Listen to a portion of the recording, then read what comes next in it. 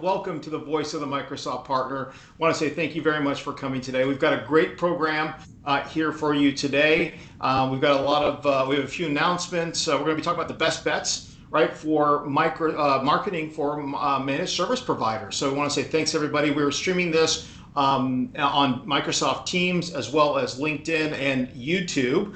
A couple of rules of engagement here. We are going to be recording this actual session, and if you are unsure that you want your name potentially, I mean, there's initials, but please leave and we'll go ahead and send you the actual recording. So we've got two great speakers today that we're going to really talk about that. We also want to make this very interactive. If you don't mind, we have several polls that we are actually going to be doing today. Now, the polls are anonymous, so when you select something, don't worry that your name is going to be set out there, right? We're not going to actually call you out and say, "Oh, Amir said this," right? Or Ayan said that, or Ben said this, right? We're not going to do that, but it's kind of helps this, the stuff kind of moves around. And then one of the other things too is we're going to do a quick partner center check in the middle of the actual session. So with that being said, I thought it'd be kind of a fun thing to kind of get started today by doing a poll about 4th of July. I think, we have it coming up here.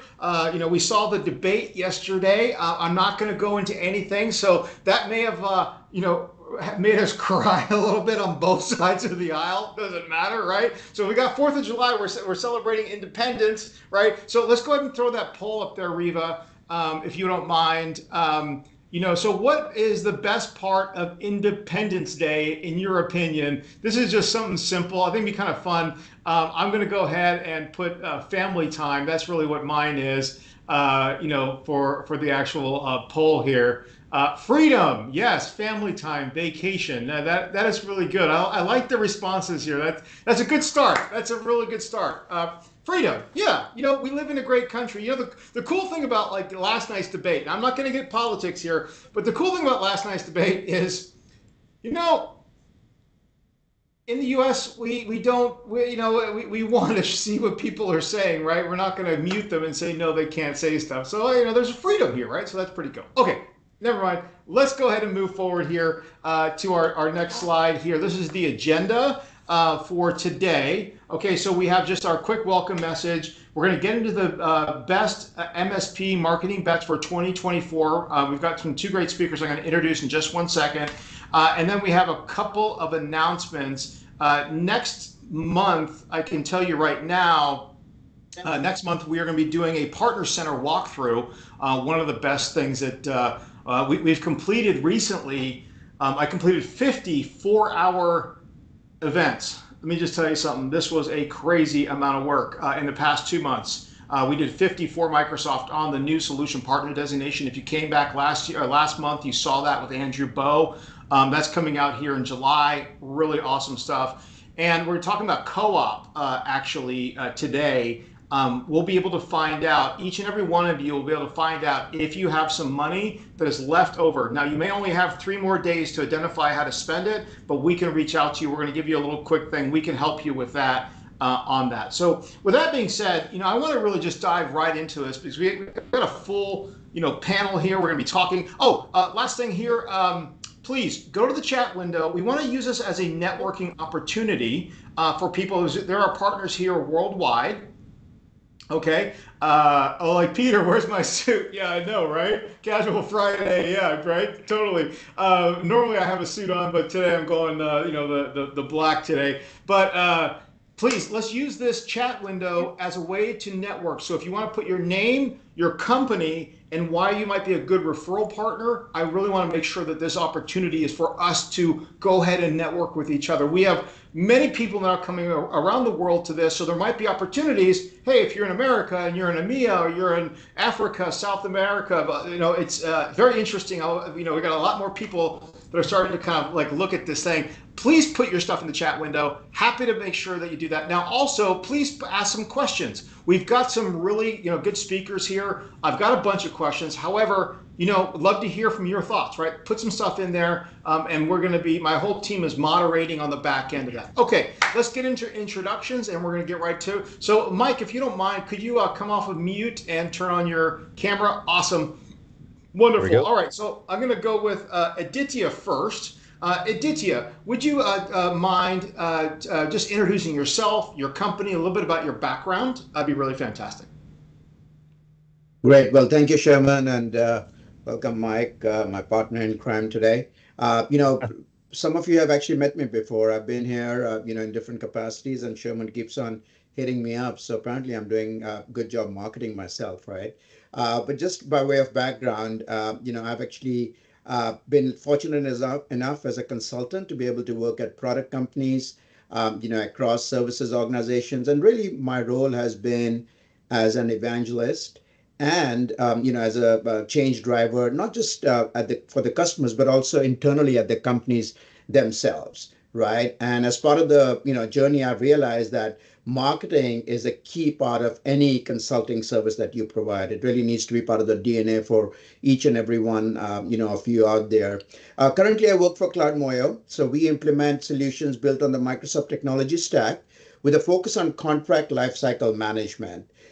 So I don't know how many of you are familiar with, CLM, but it's really the new muscle within companies.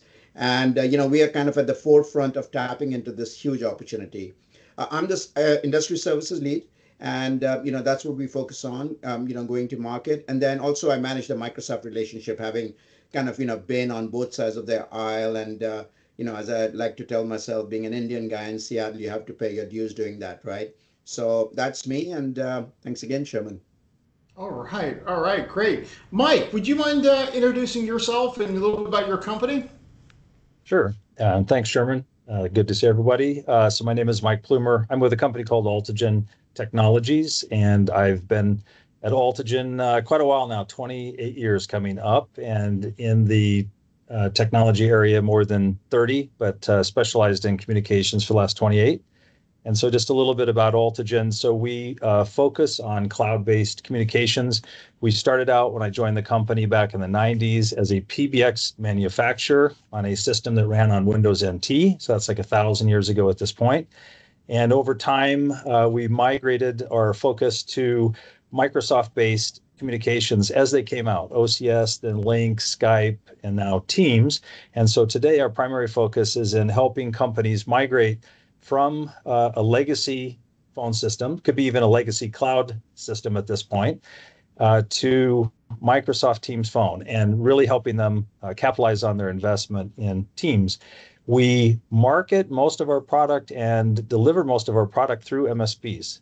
So we don't do a lot direct. We partner with companies to either supplement what they're doing. Maybe they do the Teams Phone deployment, but they don't do carrier services, or they don't have in-house support, or they sub everything to us. And we handle everything outside, everything voice related for 365.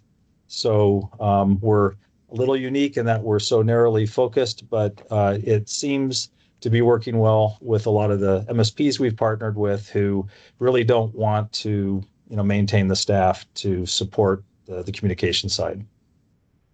And I love it because, and the other thing too is we have two good speakers from different points of view here, but both have been in. I mean, Aditya is really focused on marketing. Mike has really been in the sales end of it, but a lot of marketing, and also worked for many years at Altigen, so has seen a lot of these different things going off. I also like the fact that you're specializing, right? And then Mike has been a great partner of ours when partnering with our current partner base. I think that there's been a couple situations where you've partnered very well. Maybe you want to talk about how you partner really well with other partners, and there's really no conflict in that. You want to just touch on that?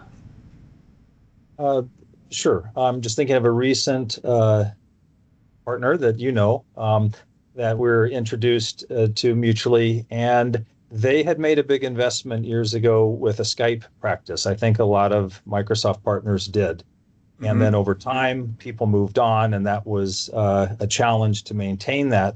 And now, as they're seeing their customers wanting to move from Cisco and other platforms to Teams Phone, they weren't really prepared to make the investment for not only the deployment, but the ongoing support and the after hours and weekend support. And all of those things are involved, since the phone piece is a real time, communication, necessity. So it's really not acceptable to have delays or anything. So we came in as a partner, and they're working as an agent under us. So they bring us in, and we can do the contracts. The partner can do the contract. We're very flexible, but our main focus is just, again, supplementing and complementing whatever the partner does well. But if there's anything on the voice related area that they don't want to do or can't do, we can come in and work with them to, find a way to deliver that and be successful and have them maintain control of the account, I guess, at the end of the day. Oh, that's fantastic. That's really good. And I also like, how they specialize. I think in this day and age, with over 6,000 new cloud workloads in the past 10 years on just Microsoft alone, heck, how do you specialize in any? And now more, I think we're finding is more specialized partners who understand, okay, this is what I do well. I do this very well, and I know what the margins are. I know how to do small, medium, and large deployments. Okay, we may want to start thinking about that as we move forward. All right, so let's go ahead and get into the best MSP marketing bets for 2024. I kind of want to just get right into the sucker, right? We don't need to get into other updates. So I think Aditya is going to kick it off with the first question. Yeah. So Sherman, yeah. So I mean, obviously, you're the smart guy here, right? So you have spent 10 years or so working with legions of services partners. A lot of them on the call out here. So what are some of the marketing tactics that you see, that they are successful at? Well, thanks so much. And yeah, we just hit our 1,000 partner mark last month. I hit my 1,000th partner that I actually sat with in the past 10 years. Isn't that crazy? 1,000. So we hit that. So so I think one of the things that we have in our industry is we have a very misaligned expectation when it comes to marketing. I think, and it's the way that we've been built. If we really think about it and want to be honest with ourselves, if we take a look at the last year of net new customer acquisition, I bet you 95% of that is through what I call the I'm on fire method, which is somebody's on fire, they got a problem, they got an issue. Who do they call? They call their buddy Aditya. Hey, Aditya, do you know anybody that can help me out? And Aditya's like, hey, call Mike up. He can help you with the Teams phone migration. Mike gets a call. I got a problem. Mike's like, I can help you out. And then what happens? 99% of the deal, we get it, right? That's okay. So we built our business on that. So then when we think about sales and marketing, we're atrophied. We're like the Tyrannosaurus Rex of dinosaurs of industry. We got this huge tail, this huge legs, this big bite. Those are all our technical folks. But when it comes to sales and marketing, it's misaligned because our idea is, well, hey, this is the way I normally built by getting business. But okay, so if I invest in marketing, I'm going to put in 5,000 today, and tomorrow I expect 5,000 from a deal, right? And I think that intrinsically is one of our biggest problems in our industry is our misaligned expectations. Basically, that's what it is, right? And I'm going to give you a really quick metric here. And this is very apropos. So if we need to understand this, if Mike had 100 appointments in January. Now, Mike is working hard, man. He's working hard. He's got 100 appointments in January, right? Discovery appointments. Now, we know, and I commissioned this study from Gartner. 0 to 5 of those people are ready, willing, and able to buy today, and they'll buy from Mike as long as Mike's got something good and worthwhile to sell, right? Then from 6 to 20 are people that are ready, willing, able to buy, but they don't know Mike yet. They don't trust him just yet, right? And then from 21 to 100 are people that are there just to get information. Their project isn't 3 months away, or they're in contract, or they like their technology provider. Okay, we understand that. That's January.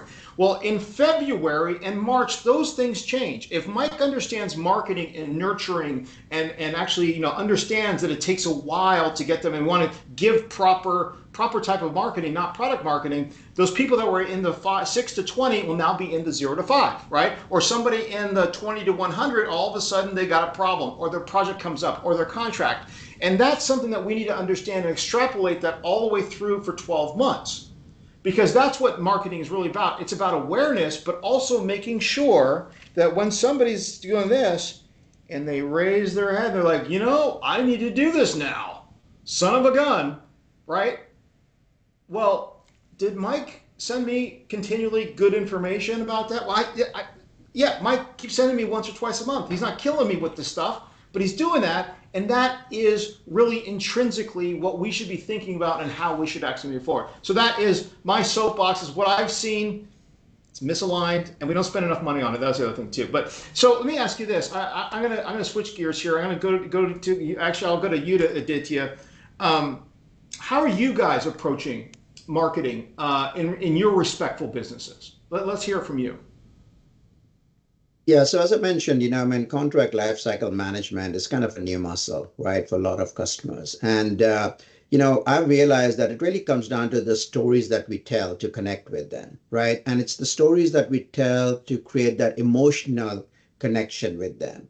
And as part of that, how do we convey the value of our services, right? And these obviously need to be relatable by the target audience, and they need to have measurable outcomes. So, for instance, one of the stories I love to tell is, there's an interesting factoid, right? So lack of effective, contract management and suboptimal contract terms actually results in an average value erosion of 8.6% of the contract value, right? So if you're not doing it right, you're actually losing up to 8.6% revenue year over year as part of it. And that's what, that's kind of what I want people to take at heart, is that anyone can go out there and tell stories, and that's how you're marketing, the message and the value prop. So, Mike, how would you approach marketing in your respective business? I guess it's kind of multi-pronged, but the best point I can probably make is that we take a long-term view. So everything is an investment. We're not expecting a quick return on investment because many of our customers we've had for years and years. Many of our partners we've had for years. So it takes, as you said, a while before somebody, trusts what you're saying, and then over time they get to trust you, and then maybe the partner. So a lot of our marketing through MSPs is helping leverage the trusted relationship they have with their existing customer once they trust us, but making sure that we have the backup, as Aditya said, the stories. So I can buy Teams phone from anyone. Why would I get it from this company or from Altigen? It's really down to what was the experience like at the end of the day for the customer. Was it a great experience? Did we listen? Were we paying attention? And then to the customers, are we providing the information that they want to know about? Otherwise, it's just a bunch of facts and figures on technology. It's hard for people to sift through. They're trying to figure out, is this something for me? Or what are you talking about? Is this something that's, applies to what I'm dealing with every day? So it comes in varied forms, but I think, Aditya, when we had kind of the prep call the other day, that really stuck with me, that from our side, and something I've, as a salesperson, have always told our guys, like, tell the story, give an example, tell the story of how somebody else experienced this and what you've done. Better yet, then let them talk to that company as a reference, because that's as good as it gets, I think. I love that. I love that. Kind of transitioning a little bit in there. How do you calculate? And this is a good one. Rami. A lot of us don't. A lot of us talk about ROI, but we learned yesterday that in marketing it's called Rami, return on marketing investment. Aditya, can you want to give us your thoughts on that? Start with you. Yeah, I love the word Rami. It reminds me of a friend that I had growing up. But yeah, so I mean, I think there is the most important thing. The companies actually, before they go down even coming up with the measurement, it's really critical that they define the right goals that they want to measure, right? Marketing has to be measured, can be measured across so many different things, right? It could be the cost of customer acquisition, it could be the retention, it could be brand awareness, right? So how do you go ahead and define and agree on what those are before you start figuring out, whether you are making the right investment?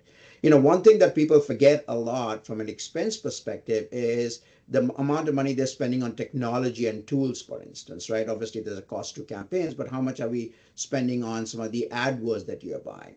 And again, what's the outcome as part of it? So long-term value is something that, a lot of people need to start thinking about, right? To, Mike's point earlier, it's not the fact that you are spending money on marketing and you're going to see an outcome next month or 2 months down the road, right? You have to keep on repeating that message again and again and again, and maybe someone's going to call you 2 years down the road, right? So that's kind of the element of that. And then finally, obviously there is continuous improvement, and I think that's where benchmarks become really critical. A lot of customers want to know how they are doing against their competition. That's really what matters to them at the end of the day, right? So how do you do that? So pulling all those things together and then doing that simple formula and saying how much you spent, how much revenue you got, you can come to a ROMI. But again, it's a long-term view. And again, I think that's what companies need to understand. They're in this for a long term, not a short term, do something today and see the impact tomorrow.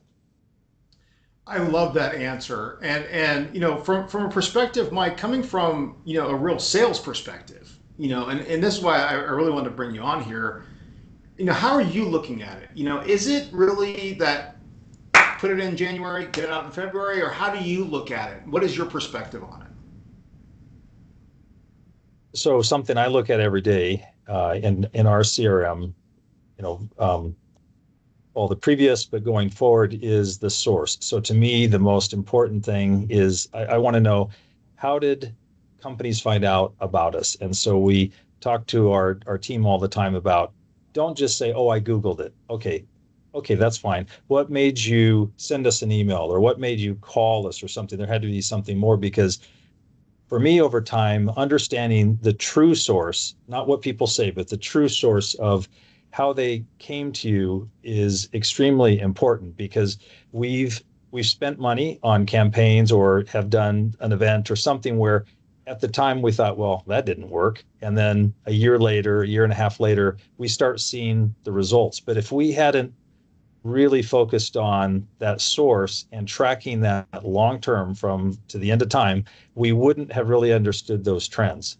And so for me, any effort we put in, I've just come to learn over time, it's not necessarily an immediate payback. What's important to me is how big is the payback. We have one partner, our largest partner today, that we did a kind of rifle shot campaign that we got a handful of leads back. But out of that handful of leads, we got one very important one that over the last 20 years, we've done over $100 million with that company, because it was so focused on what they were looking for. So was the ad campaign successful in terms of generating leads? No, it was a complete failure. But it was our biggest success so far, targeting exactly who we were looking for. So I guess it's just kind of, you got to keep trying new things, because, the market is always evolving. And so we don't know what's always going to work. So we keep trying things, and we stick with the things that do work, and try to be at least aware of what's working. Interesting. So I have a point that I want to talk about that, but I have another poll here. This is actually a word cloud. We're going to go ahead and throw this one up. How are you calculating ROMI in your world, right? Go ahead and maybe just put in a response of some kind. I'm just kind of curious from the group. How do you guys look at it? Is it long-term measurements? I'm going to put that one in there. Now, I think I completely misspelled that, but hey, I'm trying to type fast. Okay, sorry. Leads generated. Okay, awesome. Keep going, everybody. So my thoughts on it is, once again, back to that misalignment. We are putting money in, but we're also starting and stopping too fast. But we're pulling up stakes too quickly. And I think with the example that Mike is talking about is, yeah, it didn't sound like it was a successful campaign in the first, but a year later, whoa, the person came up. And that's what it's about. It's profile, but it's also being consistent. I think too many of our partners are doing a start-stop thing. This didn't work in 2 months. Hold on, take it easy. Okay. Did you get top of the funnel people coming in? Because that's really what it comes down to. You're helping with net new customer acquisition. You're bringing in top of the funnel things. It's going to have to matriculate down to getting those two people, but really important. So, all right, look at that. We had a bunch of good responses here. Long-term measure, leads generated. All right. Thank you so much for putting. I think the other thing, Sherman, I wanted to talk about, quickly is that, I don't think, we do a good enough job of having dashboards and reports which we can actually look at to find that information, right? And a lot of times we're kind of struggling trying to even measure what ROMI is, right? So again, going back to the technology and the visibility, which needs to be not just at the marketing level, but at a corporate level, so that the business leaders understand that marketing is indeed a key function in the organization. And that's kind of a services organizations where I know that we fall down, because there's always a perception that marketing can be done by sales. And I know Mike and I had a passionate discussion about it, right? But again, let's not forget that marketing is one to many and sales is one to one, right? And how do you kind of make sure that you make that transition? Excellent, excellent. So, this is titled Marketing Best Bets. So let's get into a couple of those things. I'm going to ask you, Mike, I'll go to you first. What are some of the best bets that you're putting your money into this year? We are doing targeted webinars, one to the general, kind of Microsoft community. We also do some vertical marketing, in our case, to financial services, some extremely targeted marketing through a partner. So also in that case, webinars. I think a point you made at the beginning, educating versus product information. That's a challenge sometimes, not to just talk about the products and the technology versus on how does it help people, that sort of thing.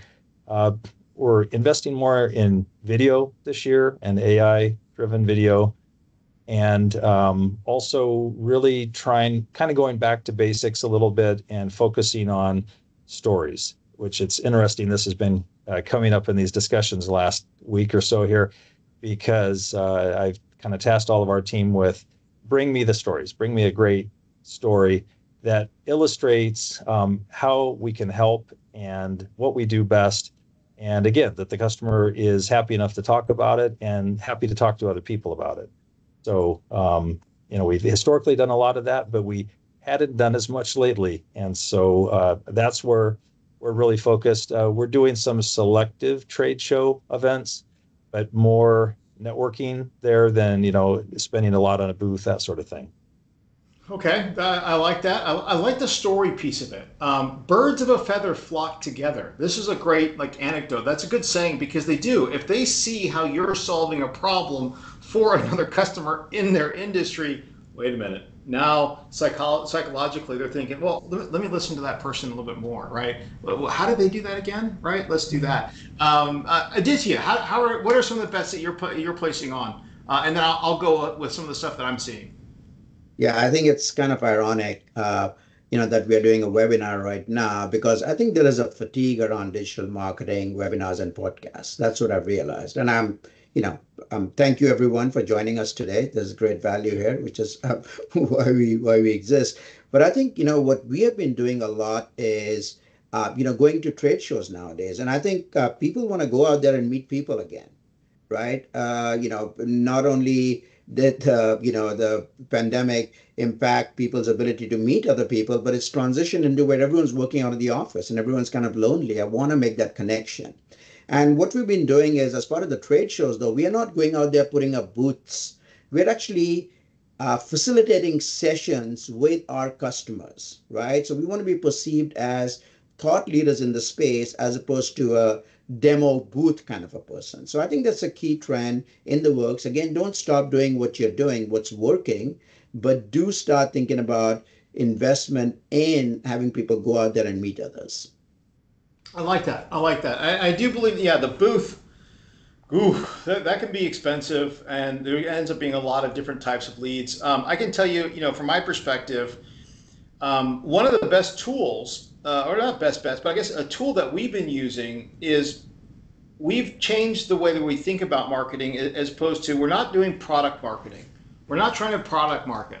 Microsoft already spends $1 billion on product marketing. So why should we continue to help them with the product marketing? Instead, we're thinking about, okay, if a customer is on the cloud consumption journey, they might have questions about that product or how it works or what are the benefits or stuff, because most people kind of want to do the research today. It's much easier to do the research before they actually meet somebody. So I'm thinking to myself, okay, if somebody's thinking about Microsoft Fabric, I'm going to send them, if they download a white paper, it could be the top 10 reasons to deploy Microsoft Fabric in your business, right? Then my second piece of marketing that I would send them is not, hey, buy Microsoft Fabric. It would be top 10 financial considerations for implementing a Microsoft Fabric implementation. My next one would be, here's a framework for your Fabric implementation. And then lastly, here's are 10 tips and tricks to maximize your Fabric implementation. Now, I know it says Fabric in there, right? But I'm not marketing Fabric by Fabric. What I'm doing is I'm trying to help that person break down those barriers of trust, but also get that information and look at me as a leader. Now, vertical, I like the vertical piece of it, Mike, because vertically, if you can talk about solving problems, okay, that's a psychological trigger, right? You know, we all notice this. If we look at 5 websites, I challenge each of you right now, go to your local, go in your city, type in top 5 MSPs in Southern California. Okay, you know what you're going to find? You'll find 5 people listed there, and each company, when you click into it, you know what it's going to say? We're the best at IT. Mm-hmm. Mm-hmm. We are the best at IT. We are the best at IT. You call us and we will help you better than anybody else. There's no differentiator. So we have to start thinking, how do we differentiate? How do we separate ourselves from the noise? Okay, and that goes to Mike's idea of, hey, let's maybe reset our web page to have 3 different industries that we work on, right? That we work on, but we solve problems in those industries. You can still say you're the best IT company, but right underneath that, it says we specialize in helping healthcare, manufacturing, and professional services solve their IT problems. Click here. They click in, and then it says, these are 10 problems that we see in your industry. Click on these stories to show how we've actually done it.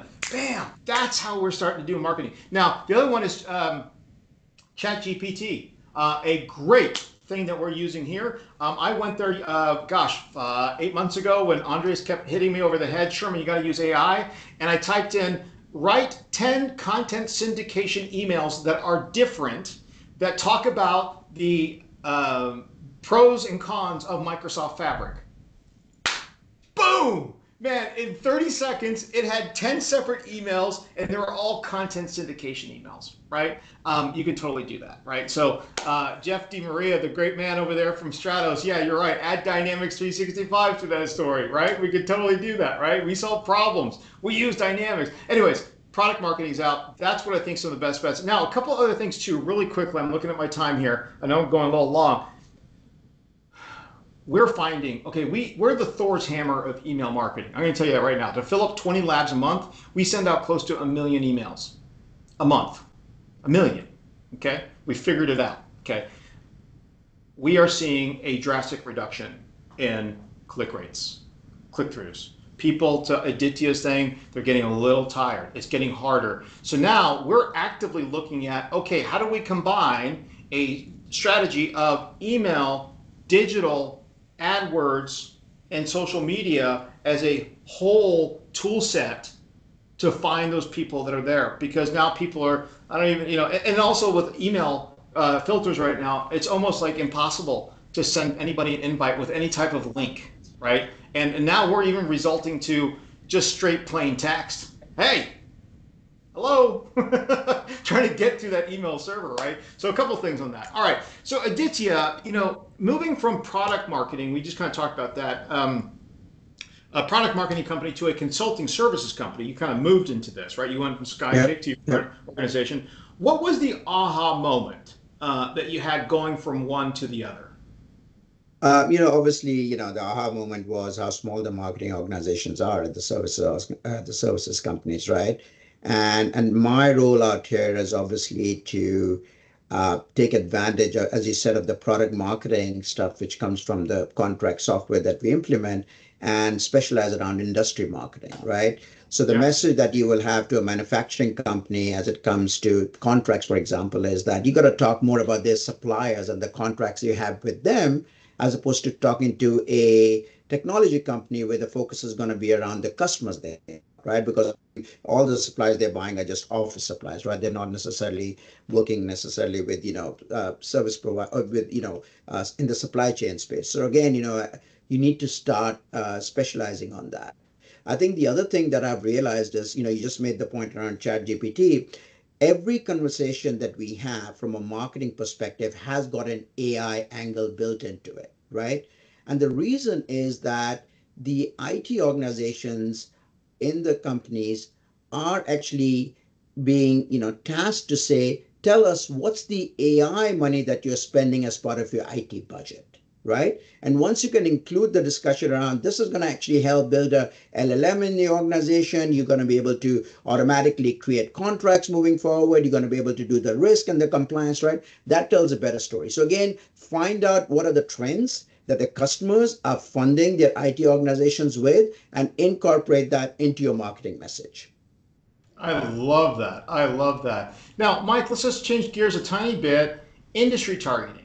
Is this an area that you're focusing on, and why?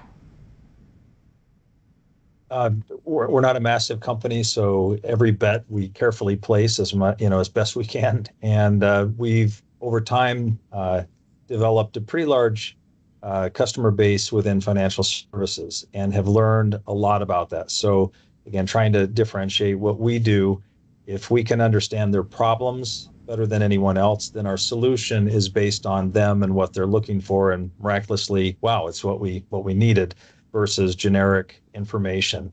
So it's easier, I think, to focus and target, but if you don't have a deep understanding, I think, of the issues that a company might be dealing with, it's tougher to sell to them. So we just kind of evolved into the financial services. They have similar issues, so it makes it in some ways easier. And there are a lot of different avenues to target the right people in the organization. It's usually pretty top driven. So a CIO is generally very actively involved. So just even figuring out the dynamics of the decision making is easier. So that's, I guess, how we kind of gravitated there. But I think at the end of the day, regardless of what vertical or industry you're targeting, the first step is, do you understand what they do, and can you understand their challenges? And the more you understand their challenges and how you can truly help them, that's the key. That is the key. And you know what's interesting, as I've been doing a lot of talking about this particular area, is that every partner right now that is on this call actually has all that information already inside of their organization, but they don't quite realize where it is. And let me explain it to you. As I've been counseling some partners recently, and we're saying, hey, look, download your customer list from Partner Center. This is the exercise. And then when you download your customer list, I want you to divide that list into 3 industry categories. Your top industry you serve, your second industry you serve, and your third. Could be healthcare, manufacturing, and professional services. Let's just say those are the 3 that you're serving. You notice there's a trend. Okay. Then it's very simple. You want all this information? Call in your technical resources and call in your salespeople and say, we're doing a strategy call. And then you ask your salespeople, hey, you're out there selling a lot of healthcare stuff, evidently. What are some of the problems that you're hearing every day, right? And they write down those problems. Then you go to your technical resources and you say, okay, guys, we have 25 customers in healthcare. What are the common technology that we're selling to each one of them? Then they say, okay, and they list them out. Well, now, you know what we just found out? We found out 10 problems and 10 things that are repeatable. Now it's so simple to actually create an actual package that solves problems. So if you take this information I'm just showing you here, you can then very easily create a micro package that solves 1 problem, right? You can create a medium package that now solves 5 of the 10 problems, and then you can create the Lamborghini package, is what I call it, right? The one that's super high that solves all 10.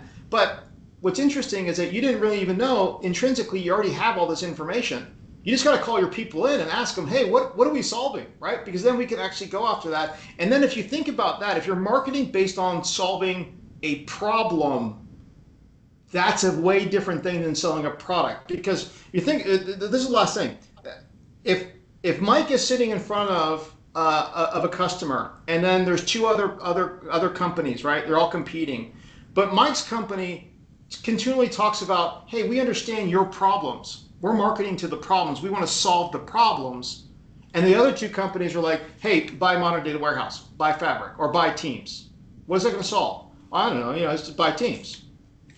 Think of the difference. They want to go with the best bet, the safe bet. They go with Mike. Okay. Yeah, So, when we tell our customers that we solved, we provide technology services to solve your business problems, right? To your point. excellent, excellent. Okay. Now, I'll go back to you, Mike. How are you combining marketing efforts with your sales efforts? What are some of the challenges when you combine marketing and sales? I think from our side, we've done a lot again over the years, but where we're currently at is it's very results oriented. So we have people helping coordinate marketing and stay on top of it and making sure all of our stuff is being scheduled and tracked and all of that. But it's combined. So I had a session this morning with our marketing coordinator. So we're looking at our social media and what are we doing and what's coming up. So she's dealing with all of the day to day, but I'm actively involved in, and the kind of the agreement we have is that sales signs off on the message so that at a minimum we're aware of what's being said and that it's always in sync and that it's not going to seem strange to a customer or a prospective customer.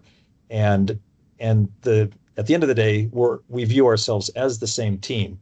And there have been moments many years ago, like when we were a startup, we had a very large marketing, a very well-funded marketing department, startup company, all that kind of stuff. And marketing did what they wanted and sales did what they wanted. And it was just, dumb. And now we just view ourselves as the same team, and we even call it sales and marketing. We don't even separate it. That's great. That's fantastic. And Aditya, you've seen it from two different sides. What are some of your thoughts on that? What with our sales team, we are actually focused on changing their mindset. We spoke about Rami earlier, right? And what we now measure sales success is based on how much are the customers buying from us as opposed to what we are selling to them, right? And that's really at the heart of creating that emotional connection and the value that we are providing to them to be able to make the customer make those decisions themselves as opposed to us pushing stuff on them. And the other thing is also creating messaging, again, working with the sellers on where the customer is in their life cycle, right? Are they a customer already using a certain technology and they're looking to expand that?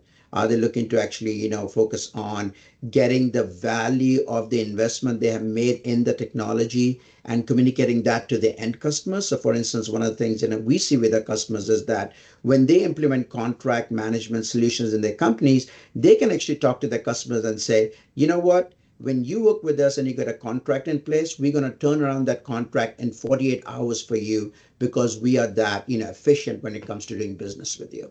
Mm-hmm, mm-hmm. I love it. I love it. I'm going to do I want to do the partner center thing really quickly, and I'm going to come back to Mike. And Mike, I'm going to ask you about the interesting things over the years. But let me go ahead and I'm going to share my screen really quick with everybody here. Phil, can you go ahead and put in, or Reva, put in the link that I'd like everybody to click on.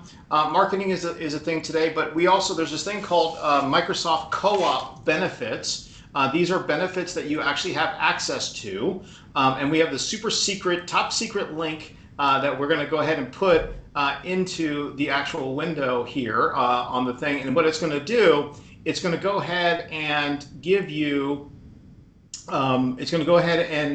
access to the screen that you're seeing here. This should be the co-op management screen under co-op. Let's go ahead and click on that. Okay, this is top secret link. Not really, but yes, it is kind of, because we use it here. When you click on that link there, it's going to bring you into a GUID. Okay, this is, you may not have access to this. That's okay. Send this link over to your admin. Now, remember, every 6 months, Microsoft puts co-op money into a bucket. At the end of 6 months, and this is coming up in 3 days, okay, they're going to say whether you have unprocessed or processed funds, okay? We want to make sure we have this. If you have unprocessed funds, that means you're about to give them back to Microsoft. Let me repeat that. Don't want to do that. Okay, we want to submit whatever we need to do to get that money from Microsoft. So looking at my screen here, a couple quick things I want you to look at is we need the fund category is our important one that a lot of people miss, because as you can see in my bucket, we're a French fry. We don't actually sell to the public, right? We only have one account, that's my own host. But go from hosting to see where it says default non-surface funds, and go ahead and push apply. Okay. We should probably need to change the period. I'm sorry, that was a little too quick. The usage period on the right hand side, we actually want to do July 2023 to December 2023, and then push apply. Now the beauty of this is it's going to give us a nice quick good. The sad face I'm going to have is because I have zero, but hopefully you might have some. Now if you have a lot and you're going to miss this date, it's okay. Come to the next session next month. We're actually doing a full Partner Center walkthrough with an audit, and we'll show you actually how to spend it. We'll also, if you need some help, if you found that you have over 10,000 or 15,000 or 20,000 that's sitting there, reach out to us, or my team will reach out. Here we go. Josh is going to put it. Reach out to Josh right away. We will actually help you submit for that to get that money. Okay, we're actually doing a kind of a gratis thing, because diabolically, I do not want to give money back to the manufacturer. If you earned it, we need to get it for you. Okay, that's pretty much it, but please come to our next session when it comes to that. I'm going to stop sharing. Now, Mike, let's get back to the anecdotal evidence. Yeah, maybe a couple of stories or a couple of things that you've run into. I would love to hear that. Just kind of just the different ways of marketing, or I guess what we kind of spoke about the other day. When I was early in my career, I worked for a division of Simon and Schuster. And the thing that always stuck with me there, being a newer salesperson, was that the marketing team, to me, I thought they were brilliant. But I found out later that everyone in marketing had to first start as a salesperson. And then it was even bigger than that. This was a division called Prentice Hall. Everyone up to the editor-in-chief had to start as a salesperson, because everybody had to understand what the customer was looking for. And the primary message out of that was, I think Aditya said yesterday, everybody's a marketer. Like on this call, everyone's a marketer. Everyone should be also a salesperson for your company, right? Everybody should feel deputized to both, sell and market for the company. So you have to feel that way.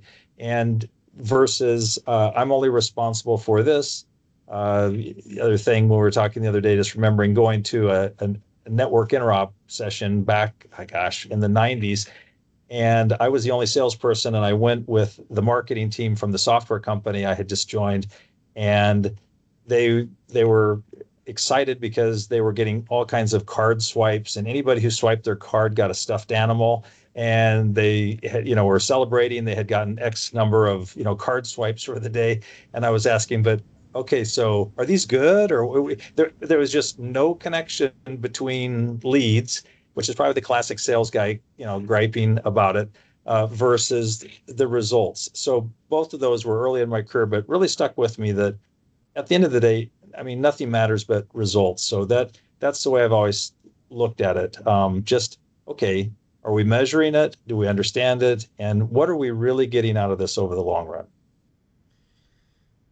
I've been to that trade show where we scan. Everyone's walking home like, man, this is amazing. We did so well.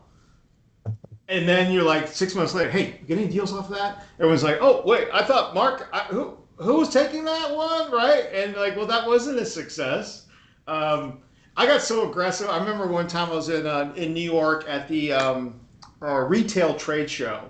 I was working at Comcast, and all of my colleagues were these fuddy-duddies that just wouldn't go out there. They were too afraid to talk to people. I stepped about 2 feet out of the booth, and I was watching people walk by, and I'd spot their name, and I'd be like, hey, Mike, how you doing? And they would be like, who are you? They'd think that they knew me because I said, hey, Mike, and I'm just scanning everybody. But you're right, it doesn't translate if you're just scanning, right? You're just, all right, let's go.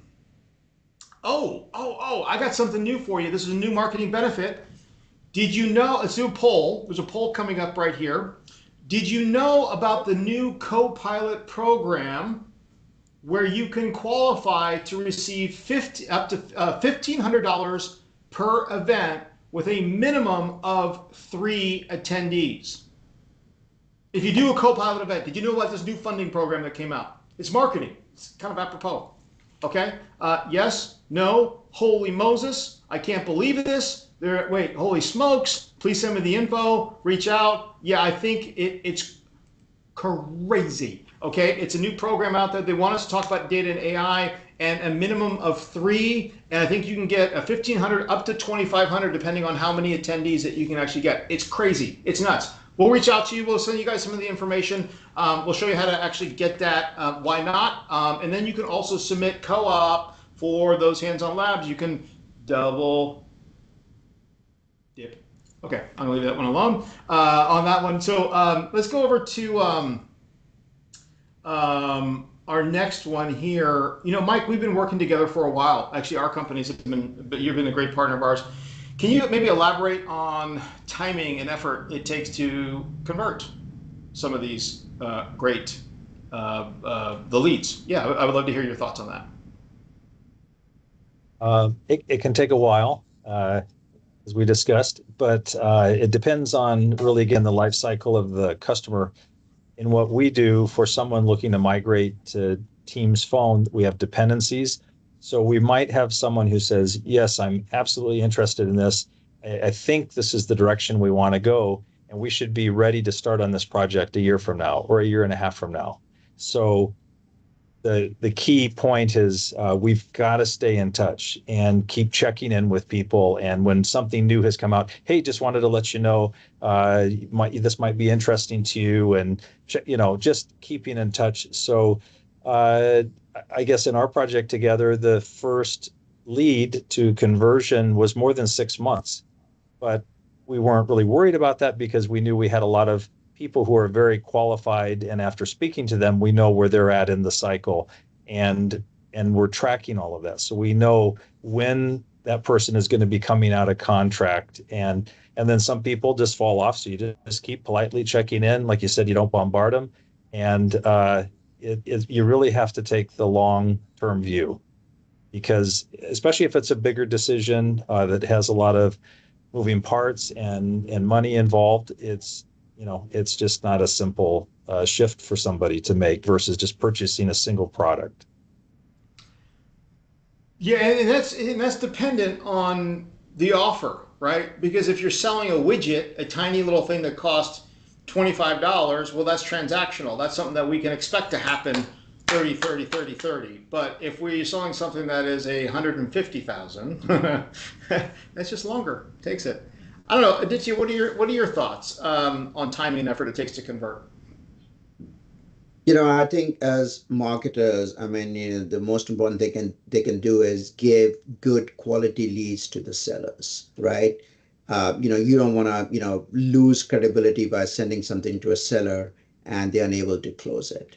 And I think that kind of drives, the cycle of closing. Now, again, a lot of the closing, as a software company, as a services company, depends on how long is it going to take for the customer to buy the software, right? What's their life cycle, timing to do that. I'm a strong believer that companies should spend less time selecting software, but spend more time selecting the right services partner, right?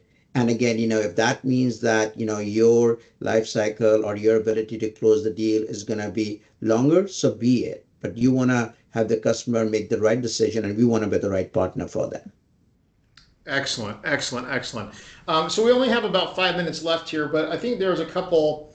Aditya, what tools are you using to automate and track progress? And is that important, or is it just a spreadsheet and a good idea? No, it is important. It is important. We obviously make sure that we, in our organization, we use HubSpot, where we, not only use the marketing piece, but also the sales capabilities of it. So going back to combining the marketing and having sales visibility. But one thing that we use right now is Copilot. So we have invested in Copilot in our organization.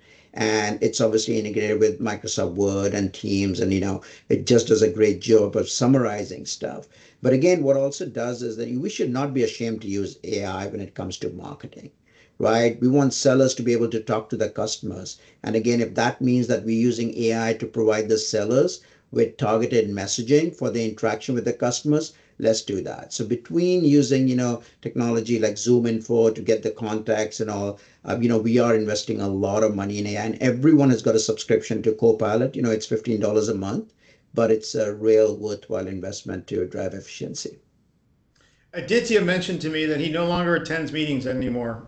He just uses Copilot. It summarizes for him, and he takes that 2-hour meeting and turns it into 10 minutes of reading. Yep, Yeah, that's not exactly. true, but kind of it's true. He's like a couple of the ones that he's like CC'd on that he's supposed to kind of like just attend, right? Cool, right? How about yourself, Mike? Do you have any thoughts on the tracking and automating and that kind of thing?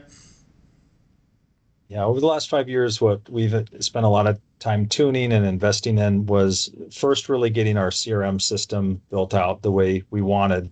Then we added a cloud-based quotation service that's tied to CRM. So we're doing professional quotes that also has a built-in dashboard so we can see how many quotations we have out there, how long are they sitting. And our final step we just did there is we've integrated that into our billing system.